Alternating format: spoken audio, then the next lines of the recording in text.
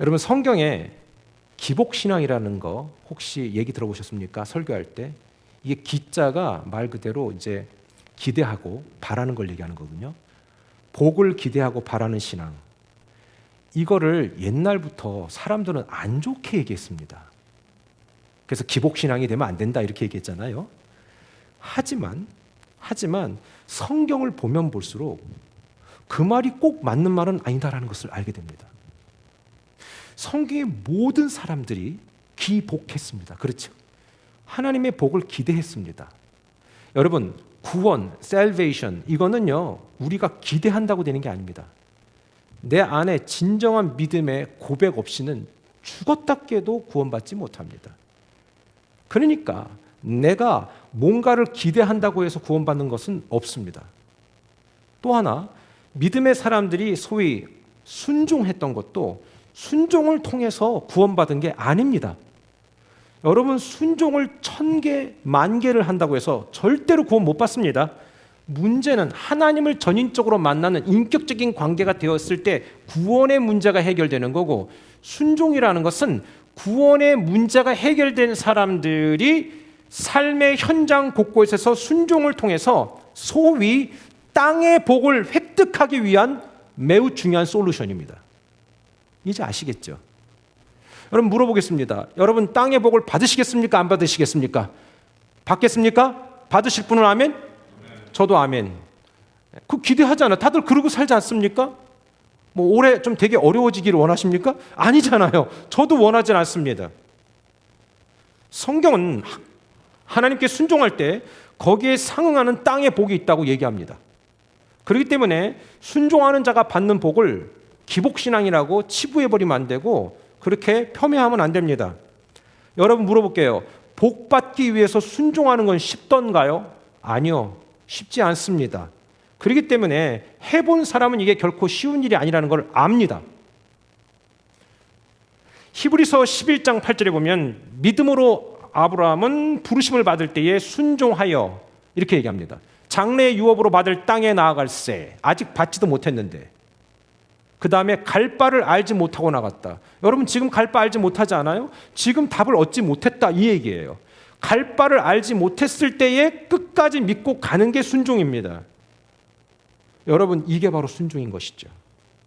그렇다면 아브라함은 무엇을 믿었단 말입니까? 하나님이 허락하신 땅의 복을 믿은 겁니다.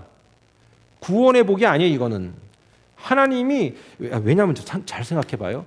아브라함 시대는요 그 구원에 대한 어떤 개념 자체가 지금처럼 이렇게 구체적이지 않았어요.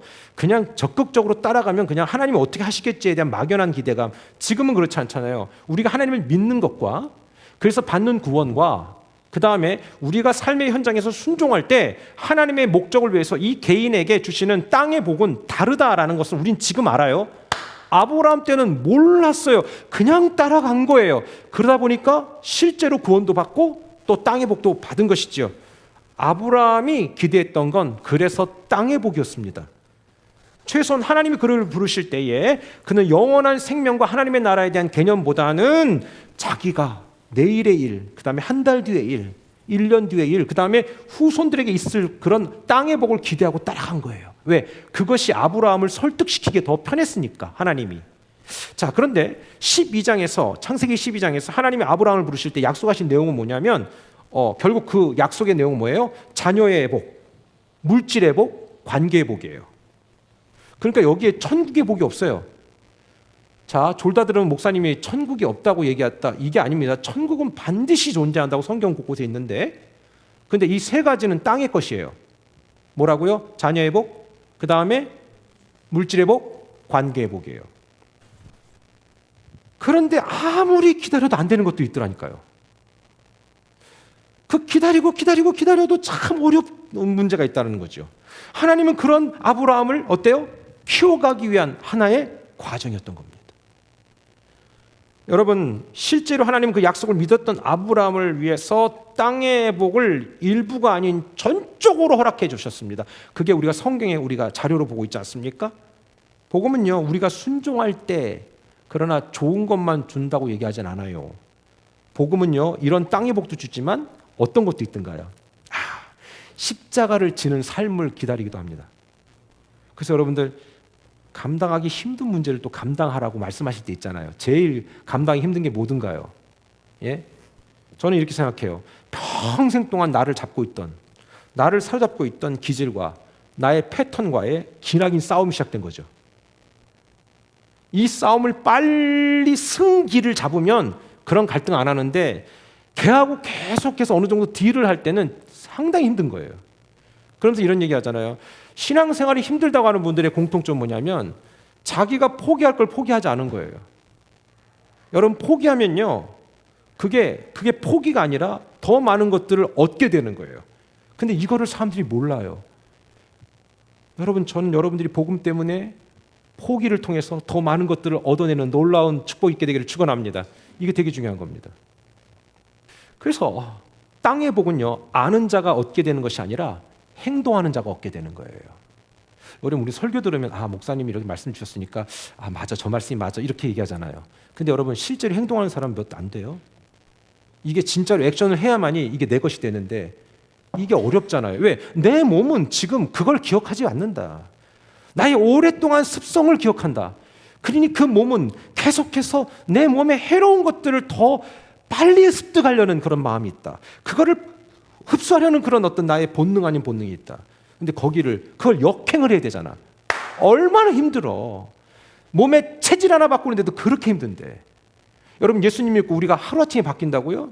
그런 사기적인 얘기를 들으면 안 돼요. 여러분 끊임없는 싸움을 해야 되는 거예요. 쉽지가 않더라고요. 나가야 되더라고요. 움직여야 되더라고요. 너무 짜증나고 귀찮더라고요. 더우면 더워서 짜증나지 이제 추우면 더 추워서 짜증날 거야. 여러분 내 몸 하나 바꾸기도 쉽지 않더라고요. 우리 수십 년을 하나님 모르고 살았던 사람도 있어요. 내 몸은 내 세포 하나하나는 그런 나를 기억해요. 그러니 우리가 하나님 앞에 나아간다는 것이 얼마나 때로는 힘겹게 생각되겠습니까? 그러나 이사야 1장 19절에 이렇게 말씀합니다. 너희가 즐겨 순종하면 땅의 아름다운 소산을 먹을 것이요. 그러니까 너희가 그냥 순종함이 아니라 즐겨 순종한다. 네가 간절한 마음으로 기쁜 마음으로 그렇게 순종하면 여러분 솔직히 우리가 순종할 때 어떨 때는 좀 이렇게 너무 굴종하고 복종하는 것 같지 않아요? 내가 하기 싫은 거 억지로 하는 게 그게 굴종이고 복종이에요. 그런데 내가 하고 싶은 걸 하면 그게 순종이잖아요. 하나님 그 마음을 보신다는 거죠. 여러분이 은혜 받았다는 것은요, 내가 예전에 하고 싶지 않았던 것들이 자연스럽게 나도 모르게 된다라는 게 은혜 받은 사람이에요. 은혜 받지 못하면 짜증나요. 귀찮아요. 힘들어요. 여러분 성경에 나오는 순종의 상황들은요 매우 잘 모니터할 수 있는 기준이 하나 있습니다. 그게 뭔지 아십니까? 말라기 3장 16절입니다. 한번 같이 읽어볼까요? 시작. 그때에 여호와를 경외하는 자들이 피차에 말하매 여호와께서 그것을 분명히 들으시고 여호와를 경외하는 자와 그 이름을 존중히 여기는 자를 위하여 여호와 앞에 있는 기념책에 기록하셨느니라. 하나님이 기억하는 것은 여호와를 뭐하는 사람? 경외하는 God fearer. 그 다음 뭐예요? 그분을 존중하는 거예요. 리스펙트하는 거예요. 여러분 그분을 기억하고 그분을 인정하고 그분을 존중하는 가장 중요한 게 뭔 것 같아요? 예배입니다. 예배 말고 있나요? 예배는 순서가 하나님을 존중하고 존경하는 모든 게 다 있어요. 그래서 이런 얘기한 거예요. 하나님의 은혜를 체감한 사람은 예배가 얼마나 중요하다는 걸 안다는 거예요. 이게 우리끼리 모여서 서로 우리의 얘기를 하는 게 아니라 하나님과의 나의 관계를 확인하는 것 말입니다. 그 다음에 그분이 얼마나 존귀한 분인지를 내가 인식하고 그분의 존귀함을 내가 입으로 고백하는 이게 찬송이에요. 이 찬양 여러분 이 찬양이 그냥 노래가 아닙니다. 그분을 높이는 시간이거든요.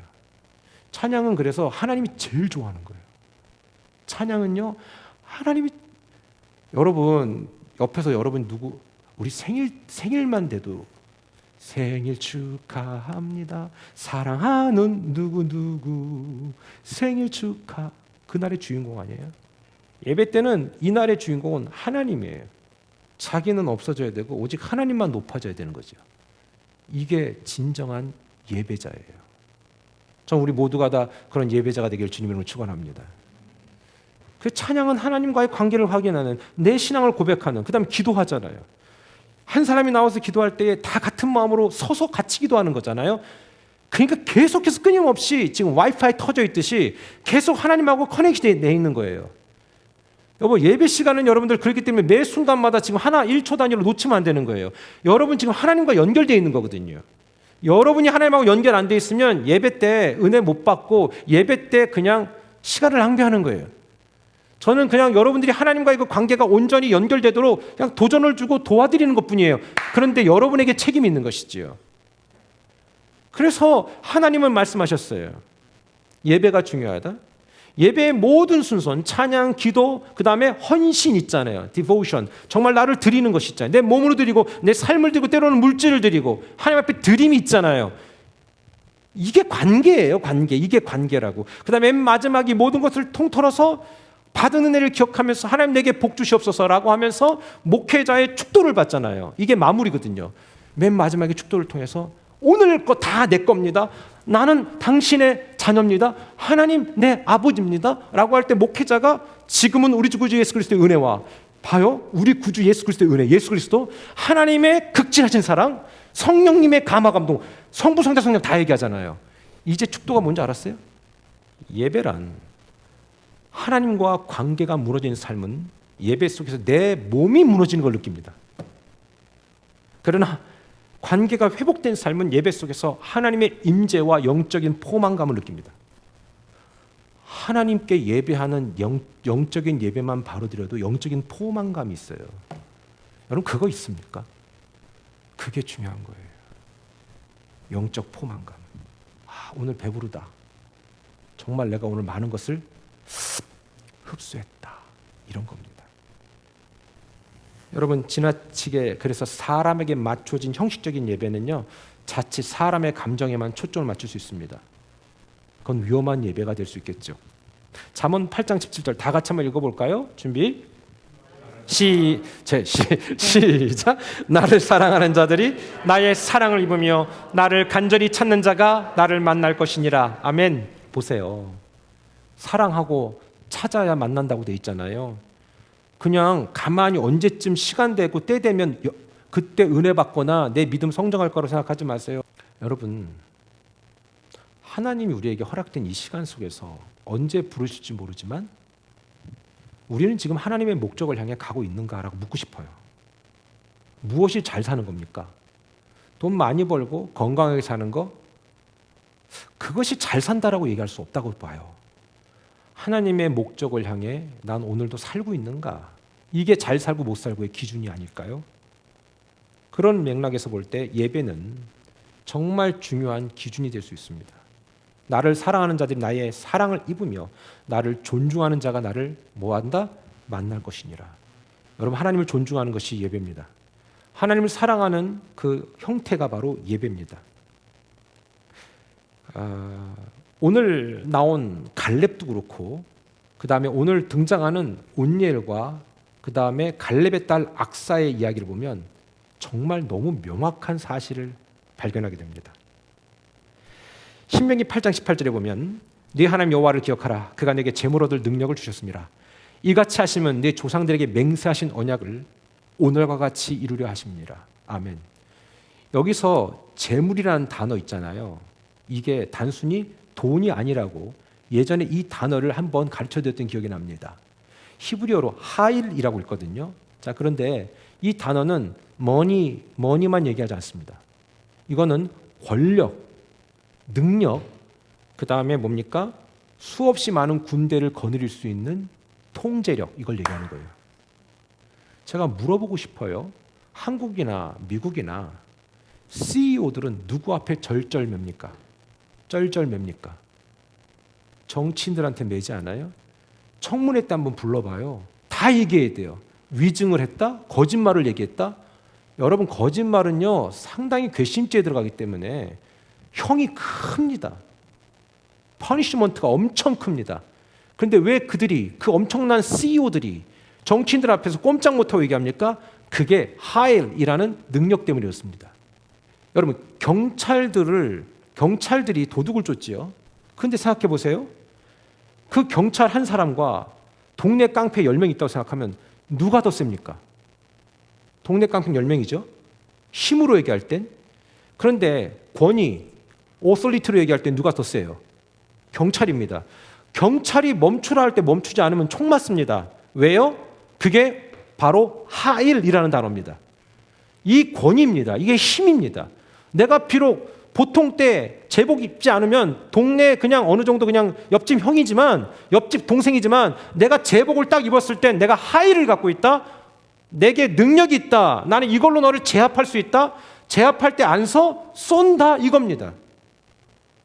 여러분 하나님이 하나님께 순종하는 사람들한테 아까 얘기했잖아요. 재물 얻을 능력이라는 능력은 바로 뭡니까? 이 능력을 얘기하는 겁니다.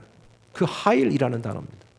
저는요 저와 우리 모든 우리 온 세대의 자녀들이 그런 하일의 능력을 갖게 되기를 축원합니다. 놀라운 사실은 이것을 사모했던 갈렙도 받았습니다. 아시잖아요. 되게 적극적인 남자였다고 얘기했습니다. 하여튼 이분은 철저히 적극적이었습니다. 여러분 왜 이분이 그랬을까? 말씀드렸죠. 아마도 이분에게는 그런 어떤 적극적인 피가 좀 있지 않았을까라는 어떤 긍정적인 접근도 해봅니다. 왜냐하면 나중에 그 딸이 있잖아요. 그 딸의 이름이 뭐라고요? 악사. 행동이 똑같아요. 여러분 제가 다시 한번 얘기하는데요. 여러분의 자녀는 여러분의 수준을 넘어설 수 없습니다. 근데 넘어서는 방법이 있습니다. 철저히 회개하십시오. 내가 복음 없이 살아서 하나님의 부담스러운 존재가 됐었던 과거들을 회개하고 하나님의 지혜를 구하면 하나님은 상상할 수 없는 일들을 여러분의 자녀를 통해서 하실 겁니다. 나는 그것을 믿습니다. 여러분 이거 되게 중요한 얘기입니다. 제발 부탁드립니다. 하나님은 여러분이 정말 크게 쓰임받기를 원하지. 아멘? 여러분 기대하지 않아요? 여러분의 자녀가 여러분들보단 더 행복하고 소위 더 괜찮게 살기를 원치 않으세요? 원하잖아요. 그러면 기도하세요. 하나님, 내 딸이 내 아들이 악사처럼 온니엘처럼 되기 원합니다. 여러분 이 갈렙이라는 사람은요 되게 적극적이라고 그랬잖아요. 그 이름의 뜻이 개라고 그랬잖아요. 도구, 충성되다, 한번 물면 놓지 않는다. 목사님 저는 그런 성격이 못 돼요. 저는 별로 그렇게 끈기도 없고요. 뭘 한번 시작하면 이렇게 마무리도 안 되고 그래요. 그럴 때 하나님 앞에 얘기하세요. 하나님, 저 원래 끈기가 없지만 하나님의 목적을 이루기 위해서 끈기가 필요합니다. 갈렙은 적극성의 대가입니다. 자, 그러다 보니까 나중에 모든 땅을 다 차지하고 드빌이라는 요새, 기라세벨이라고 얘기하잖아요. 그것도 차지합니다. 근데 그 땅을 어떻게 차지해요? 머리가 비상하죠. 야, 내 딸 악사가 있다. 근데 악사가 예뻤나 봐. 내 딸 필요한 남자들 다 모여라. 예, 저요. 막 모였을 거 아니에요. 자, 그 있잖아. 드빌 저기 점령하는 애한테 줄게. 남자애들 반응이 어땠을까요? 자, 갈렙은 리더십이에요. 리더십은 그때는 괜찮았어요. 리더의 딸을 얻는다는 것은 쉬운 건 아니잖아요. 그런데 다들 그래도 사모함 갖고 왔단 말이에요. 근데 그 중에 온니엘이라는 사람이 있는데 갈렙의 형제의 아들이에요. 그러니까 조카인데 그 당시에는 그렇게 근친 결혼이 가능했던 때니까 지금은 안 되지만 온니엘이 저도 드빌 요새 점령할 수 있습니다. 온니엘만 온 게 아니라 여러 명의 남자가 온 거예요. 딱 보니까 여러분 자라나온 환경과 배경을 알잖아요. 근데 어디 이번에 한번 임상을 한번 해보자. 제가 할 수 있는지. 어떻게 보면 갈렙이 머리가 좋은 거예요. 자기가 판을 깔아놓고 딸을 통해서 다음 세대를 연결하는 걸 보고 있던 거죠. 그리고 어떻습니까? 이 땅을 차지하는 사람은 누구라도 내 딸 주겠다. 이 말은 모든 권력을 이양하겠다는 말하고 똑같은 거예요. 자, 우리 여호수아 15장 17절 볼게요. 시작. 갈렙의 아우 그나스의 아들인 온니엘이 그것을 점령함으로 갈렙이 자기 딸 악사를 그에게 아내로 주었더라. 저놈은 줘도 괜찮겠다는 거죠. 이 딸을 가진 부모님들 계시잖아요. 사위가 딱 들어오는데 예, 아버님, 어머님 안녕하세요. 그래, 너 뭐 하냐? 예, 놉니다. 그래, 계속 놀 거냐? 뭐 어떻게 되겠지요. 그러면 사위로 줄 거예요? 예? 뭐 지들 사랑하니까 목사님. 지들끼리 좋아하면 좋지. 좋아하면 좋아서 결혼해갖고 망치는 거 아니에요? 남자든 여자든 비전이 분명히 되지 않겠습니까? 온니엘이 보통 사람이 아니라는 거예요. 말하면 지가 간다는 거고요. 행동으로 옮겼다는 거예요. 하나님이 여러분에게 원하시는 게 그거란 말이에요. 너 엄청난 약속하는 거 중요한 게 아니라 네가 작은 약속이든 큰 약속이든 한번 제대로 해봐라. 그리고 온니엘은 그런 것을 목숨 걸고 해냈다는 거지요. 그린이 어때? 그 정도면 딸 줘도 되지 않겠냐는 거예요. 그게 바로 악사였어요. 여러분들 참 재미나죠? 유유상종이라는 말이 있잖아요. 부부는 절대 다르지 않다고 제가 얘기했죠. 성경에 나오는 모든 부부가 다 비슷합니다. 이 온니엘은요, 갈렙을 도와서 헤브론 전쟁에 참여한 사람으로 훗날 갈렙의 사위가 되잖아요. 그러니까 이 사람이 어느 날 반짝하게 혜성같이 들고 일어난 사람이 아니에요. 이 사람은 옛날에도 성실했고요. 지금도 성실하고요. 나중에도 그 성실을 실제로 이 온니엘이 사사로 있는 동안 40년 동안이 이스라엘의 평화가 있었다고 얘기해요. 야, 내가 그래서 사모함이 생겨서 하나님 나 이런 사위를 주세요. 온니엘 나 이름 적어 놓으려면 온니엘 사위 뭐 이렇게 온니엘 사위. 그 다음에 악사 같은 우리 며느리. 말씀드렸잖아요. 온니엘은 나중에 이스라엘의 첫 번째 초기 사사가 된다니까요. 제일 잘했던 사람 중에 한 사람이 이 사람이. 온니엘은요. 그러나 믿음을 아는 것을 끝내지 않고요. 이 사람이 행동하는 사람이었습니다. 여러분 오늘 은혜 받고요. 우리 말씀 들으면서 좋구나 온니엘. 그래 이런 사위 하나 있으면 좋겠다. 그런 사위 있으려면 여러분 그런 장인 장모가 돼야 돼요. 그게 더 어려울걸요. 목사님 나는 못할 것 같아요. 제발 그렇게 살지 맙시다. 넘어가 봅시다 우리. 저도 애쓸 테니까 저도 노력해 볼 테니까 우리 그렇게 해보십시다. 이스라엘 속에 온니엘과 같은 비슷한 청년들 많이 일어났을 겁니다. 제가 갑니다. 그리고 가서 실제로 싸워서 이긴 놈은 온니엘 하나인 거예요. 여러분 그겁니다. 믿음은 보여주는 거지 말하는 게 아닙니다. 진짜 마음이 있다면 행동합니다. 사람은요, 보통 우리가 의지가 약하다는 이유로 도전 안 하잖아요. 목사님 저는 의지가 약해요. 그런 말 하지 마세요. 여러분 거짓말이에요 그건. 여러분 내가 의지가 약한 것이 아니라 간절함이 없는 거예요. 내가 의지가 약한 게 아니에요. 내가 그거에 대한 가치, 밸류를 모르는 거예요. 사람은 자기가 좋아하는 일에는요 반응하게 되어 있습니다. 시간이 없지 않아요. 피곤하지 않아요. 마음이 없는 겁니다. 마음이 없는 사람한테 하나님이 가치 있는 걸 맡길까요? 절대 그렇게 하지 않죠. 왜? 가치 있는 걸 줘봐야 유지를 못하기 때문에 주지 않는 겁니다. 그 나물의 그 밥이라고 꼭 그 수준에 맞는 것만 허락되는 거죠. 그러나 저는 이렇게 얘기합니다. 여러분의 그 어떤 범주를, 그 테라토리를, 여러분의 바운더리를 좀 넓히십시오. 하나님이 여러분 넓히기를 원하십니다. 사사기 3장 9절에 아까 얘기했잖아요. 이스라엘 자손 여호와께 부르짖음에 여호와께서 이스라엘 자손을 위하여 한 구원자를 세워 그들을 구원하게 하시니 그는 곧 갈렙의 아우 그나스의 아들 온니엘이라. 이야, 이 사람 준비된 사람인 거예요. 하루아침에 이벤트적으로 세워진 게 아니란 말입니다.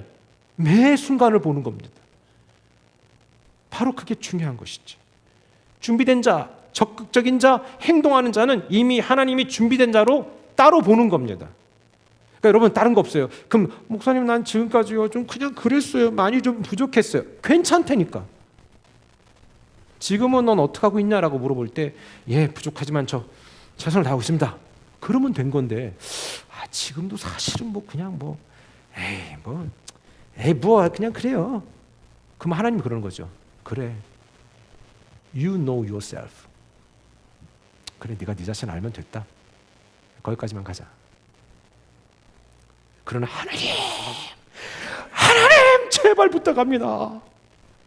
그러면 하나님이 그래 네 목적이 아닌 나의 목적이 위해서라면 내가 뭘 못하겠냐. 사사기 3장 11절 아까 얘기했던 말씀입니다. 그 땅이 평온한 지 40년에 그나스의 아들 온니엘이 죽었더라. 야 이분은 돌아가실 때까지 적극적이었던 거지 그냥. 우리 왜 이런 게요? 우리 한번 기대해 보자는 거죠. 우리 사실 그렇게 꾸준하지 않거든요. 그러나 하나님의 일 안에 꾸준함을 배웠고 그게 귀중하다는 걸 알았기 때문에 우린 그 리밋을, 그 한계를 넘어가려고 어떻게든 애쓴다라는 거 제가 느낍니다.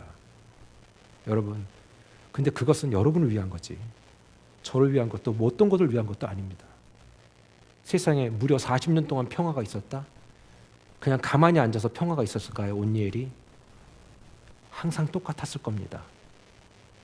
여러분 복음을 선택했다는 이유 하나만으로도 여러분의 가문이 죄와 어둠으로부터 자유케 되고 기적이 일어난 거 아닙니까?